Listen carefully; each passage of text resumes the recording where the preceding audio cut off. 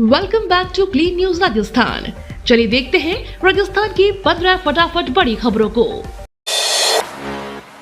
CM Bhajanlal Sharma का PS बन कर्मचारी चयन बोर्ड के अध्यक्ष धमकाया। राजस्थान के मुख्यमंत्री भजनलाल शर्मा का निजी सचिव बनकर राजस्थान राज्य कर्मचारी चयन बोर्ड के सचिव और अध्यक्ष को धमकाने के मामले में अब पुलिस में मुकदमा दर्ज हुआ है। कर्मचारी चयन बोर्ड की ओर से दी गई प्राथमिकी के आधार पर शशिकांत नाम के व्यक्ति के खिलाफ सांगानेर थाने में मुकदमा दर्ज हुआ है। अब पुलिस आरोपी की तलाश में जुटी हुई है। सांगानेर थाने में एसआई जगदीश नारायण ने कहा कि राजस्थान राज्य कर्मचारी चयन बोर्ड के कर्मचारी भीमसेन ने थाने में लिखित रिपोर्ट दी। इसमें बताया गया है कि पिछले दिनों बोर्ड के सचिव भागचंद बधाल और अध्यक्ष आलोक राज को कॉल कर एक व्यक्ति ने धमकी दी थी। उसने अपना नाम शशिकांत बताया और कहा कि वो मुख्यमंत्री का निजी सचिव है।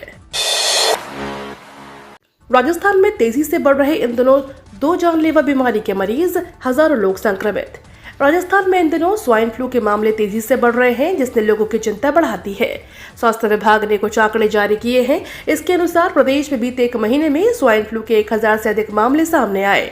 रिपोर्ट्स के अनुसार राजधानी जयपुर में स्वाइन फ्लू के 17 से अधिक और श्रीगंगानगर में 21 मामले आ चुके हैं। वहीं प्रदेश में बीते 1 महीने में लेप्टोस्पायरोसिस के मामलों में भी तेजी बढ़ोतरी हो रही है। फिलहाल लेप्टोस्पायरोसिस के 10 जिलों में 32 मामले आ चुके हैं, जिनकी पुष्टि हो गई है। इन बढ़ते आंकड़ों के सामने आने के बाद स्वास्थ्य अधिकारियों की बैठक हुई। शेखावत बोले, भ्रष्टाचारी को बख्शा नहीं जाएगा। बेनीवाल ने कहा, प्रदेश में हुए कार्य की जांच सीबीआई से करवाएं। केंद्रीय जल शक्ति मंत्री गजेंद्र सिंह शेखावत ने राजस्थान में जल जीवन मिशन योजना में 900 करोड़ रुपए के घोटाले में सीबीआई द्वारा केस दर्ज कराने पर पूर्ववर्ती अशोक गहलोत सरकार को घेरा है। शेखावत ने कहा कि अब पूर्ववर्ती सरकार के पापों से पर्दा उठेगा। राज्य की जनता को प्यासा रखने वालों को कड़ी सजा मिलेगी। भ्रष्टाचारी चाहे कितना भी बड़ा होगा, उसे किसी भी सूरत में बख्शा नहीं जाएगा। राजस्थान में जल जीवन मिशन घोटाले में सीबीआई की एंट्री। राजस्थान के गांव में हर घर तक नल से जल पहुंचाने की महत्वाकांक्षी योजना जल जीवन मिशन में करोड़ों रुपए के घोटाले के आरोपों की अब सीबीआई जांच करेगी। सीबीआई ने इस मामले को लेकर केस दर्ज कर लिया है। सबसे पहले भ्रष्टाचार निरोधक ब्यूरो ने जल जीवन मिशन की घूसखोरी और कमीशनखोरी को लेकर ट्रैक की कार्रवाई की थी और मुकदमा दर्ज किया था। इसके बाद प्रवर्तन निदेशालय ने भी अवैध रूप से धन के लेन देन का मुकदमा दर्ज किया था। दोनों एजेंसियां इस मामले में जांच कर रही हैं। अब सीबीआई ने भी केस दर्ज कर लिया है। दरअसल राज्य सरकार ने 18 मार्च को इस मामले की सीबीआई जांच की सिफारिश की थी, जिसके बाद सीबीआई ने केस दर्ज किया। सीबीआई के सूत्रों के अनुसार फर्जी अनुभव प्रमाण पत्र के आधार पर टेंडर लेने को लेकर केस दर्ज हुआ है। राजस्थान रोडवेज में बढ़ेगी सुरक्षा, बसों में लगेंगे पैनिक बटन। राजस्थान रोडवेज की बसें यात्रियों के लिए भरोसे का साधन मानी जाती हैं। अब यह बसें और अधिक सुरक्षित होने जा रही हैं। रोडवेज प्रशासन बसों में पैनिक बटन लगाने जा रहा है, यानी कोई भी महिला यात्री यदि असुरक्षित महसूस करती है तो वह पैनिक बटन दबाकर मदद मांग सकती है। राजस्थान रोडवेज प्रशासन अपनी सभी बसों में अब महिला सुरक्षा के लिए पैनिक बटन लगाएगा। रोडवेज प्रशासन के पास वर्तमान में अनुबंधित बसों को मिलाकर करीब 3200 बसें हैं। इनमें से पहले फेज में 850 बसों में पैनिक बटन और जीपीएस सुविधा युक्त व्हीकल ट्रैकिंग सिस्टम लगाए गए हैं। एसआई भर्ती परीक्षा 2021 पेपर लीक से जुड़ा अपडेट। राजस्थान में एसआई भर्ती 2021 पेपर लीक मामले में बड़ा अपडेट सामने आया। राजस्थान हाई कोर्ट से आरोपियों को राहत नहीं मिली है। हाई कोर्ट ने 12 मार्च 2024 के सीएमएस कोर्ट 2 के आदेश को रद्द कर दिया है। जस्टिस सुदेश बंसल की एकल पीठ ने आदेश दिया है। अदालत ने डीजीपी को आदेश देते हुए कहा कि मामले की लंबित जांच 15 दिन में पूरी कर रिपोर्ट करें। साथ ही इन 12 आरोपियों की विस्तृत जांच करवाकर जांच रिपोर्ट पेश करें। अदालत ने 11 ट्रेनी एसआई सहित कुल 12 आरोपियों की अवैध हिरासत मानते हुए उन्हें रिहा करने के आदेश दिए थे। भीषण गर्मी के चलते राजस्थान के जिले में आज और कल बंद रहेंगे स्कूल, बदलेगा स्कूलों का समय। राजस्थान के भीषण गर्मी का दौर शुरू हो चुका है। प्रदेश के कई जिलों में पारा 40 से 42 के पार होने लगा है। वहीं शिक्षा निदेशक आशीष मोदी ने भीषण गर्मी को देखते हुए सभी जिला कलेक्टर को सरकारी व निजी स्कूलों में सत्रांत तक स्कूलों का समय परिवर्तन करने या अवकाश करने के लिए अधिकृत कर दिया है। ऐसे में संभावना है कि जोधपुर में आगामी 1 से 2 दिनों में यह निर्णय हो जाएगा। देश का सबसे गर्म शहर रहा बाड़मेर। कुछ दिनों में 5 डिग्री तक और बढ़ सकता है तापमान। राजस्थान ने गर्मियों के सारे रिकॉर्ड तोड़ दिए हैं। बुधवार को राजस्थान का बाड़मेर 46 डिग्री तापमान के साथ देश का सबसे गर्म इलाका बन गया। हालांकि राजस्थान में जैसलमेर, फलौदी, कोटा, जालौर, अंता, जोधपुर, बीकानेर भी बाड़मेर के बाद देश की सबसे गर्म इलाके रहे। मौसम विभाग ने चेतावनी जारी की है कि अगले 5 दिनों में अधिकतम तापमान में 3 से 5 डिग्री तक की बढ़ोतरी होगी और हीट वेव चलेगी। राजस्थान हाई कोर्ट में एनडीपीएस मामले की सुनवाई। Rajasthan high court justice Farjand Ali की एकल पीठ ने एनडीपीएस मामले में आरोपी की जमानत की मंजूरी दे दी है।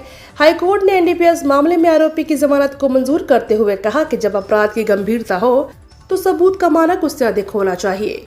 आरोपी याचिकाकर्ता रेखा राम की ओर से वरिष्ठ अधिवक्ता धीरेन्द्र सिंह दासपा एवं उनके सहयोगी प्रियंका बोराना ने याचिकाकर्ता की ओर से पैरवी करते हुए बताया कि उन्हें बेवजह इस मामले में फंसाया गया है। राजस्थान बोर्ड 10वीं 12वीं का रिजल्ट। राजस्थान में 10वीं और 12वीं के क्लास का रिजल्ट मई में या फिर जून में जारी किया जा सकता है। रिजल्ट जारी होने के बाद नतीजे raj.edu.board.rajasthan.gov.in और rajresults.nic.in पर चेक किए जा सकेंगे। आपको बता दें, राजस्थान बोर्ड कभी भी एक साथ दोनों क्लासों के रिजल्ट जारी नहीं करता। 12वीं का रिजल्ट साइंस और कॉमर्स का रिजल्ट एक साथ और आर्ट्स का रिजल्ट एक साथ जारी करता है।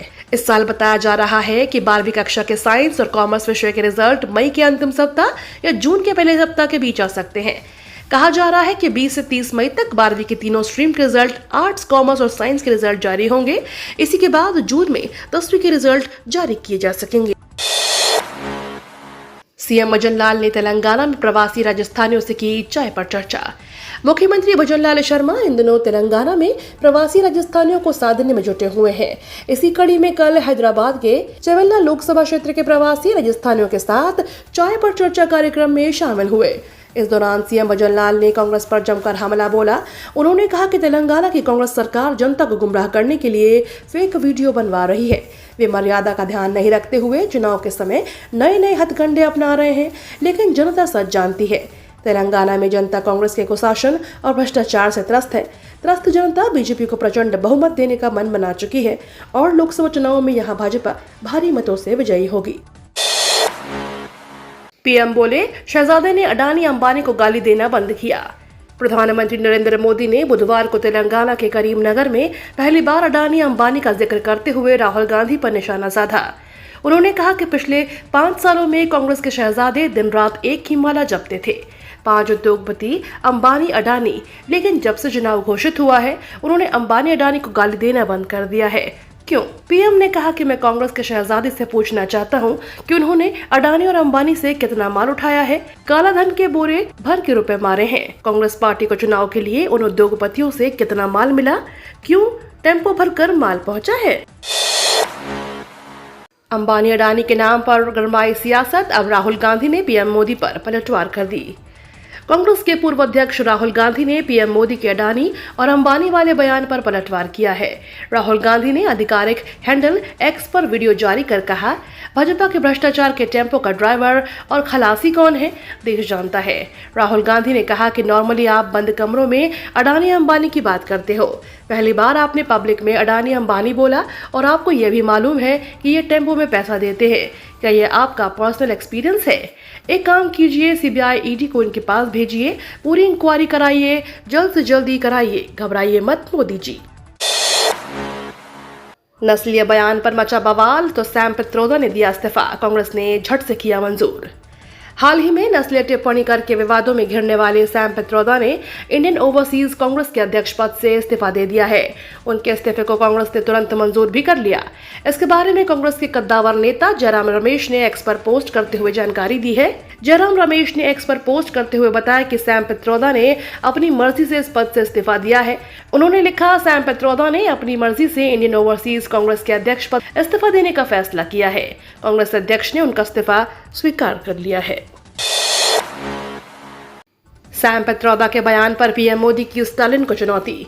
पीएम मोदी ने तमिलनाडु के सीएम एम.के. स्टालिन को चुनौती दी है। पीएम ने कहा कि अगर उनमें दम है तो कांग्रेस के गठबंधन तोड़ लें। दरअसल पीएम ने सैम पित्रोदा के बयान को लेकर टिप्पणी दी है। पित्रोदा ने कहा था कि दक्षिण में लोग अफ्रीकन लोगों जैसे दिखते हैं। उनके इस बयान पर पीएम ने पलटवार किया और राहुल गांधी से सवाल किया। पीएम ने कहा कि कांग्रेस के करीबी सहयोगी और शहजादे के सबसे बड़े सलाहकार ने जो कहा वो शर्मनाक है। ये तो थी राजस्थान की बड़ी खबरें। रोजाना सबसे पहले अपडेट पाने के लिए क्लीन न्यूज राजस्थान को अभी सब्सक्राइब करें।